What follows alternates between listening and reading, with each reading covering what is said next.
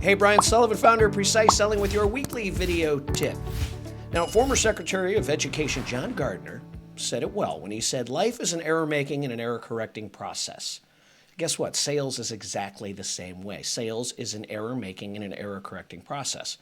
Now, if you're in inside sales, you no doubt pick up that phone. You don't do everything right on every call.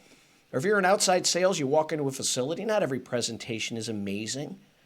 And the difference between top-performing salespeople and average or below-average salespeople is top-performing salespeople learn from every call. So they don't just hang up the phone and bang out another call, or they don't just walk out into their car, start the ignition, and off they go. They take 2 or 3 minutes to say, okay, let me break this call down. Now, one of the benefits of having a sales process, and I don't care if it's Precise Selling or some other sales process, but by having a common language, it makes it easy for sales reps to then go back and essentially evaluate themselves according to what this process is. So for instance, mine is called Precise. Again, it's not the only process that works in the world. But Precise stands for the following. Before you walk in that call, were you prepared? The R is, did you build respect and trust? Did you bring the walls down? The E is, did you engage them with questions? Did you get them to open up? The C is, do you convey a powerful solution, right, with testimonials, success stories? The I is indecision. Did you help them overcome it? The S is secure agreement. Did you get a yes or maybe even a no? And then E, did you explore for more ways to serve them?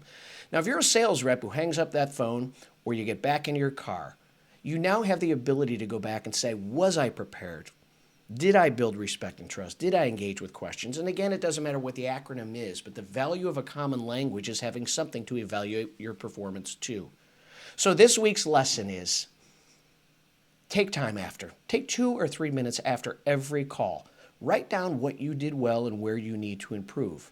And before your next call, I want you to look at those 2 or 3 things you wrote down where you need to improve. And you know what? You're going to get so sick of writing down the same thing that you're going to improve on it each and every call. Because sales is an error-making and an error-correcting process.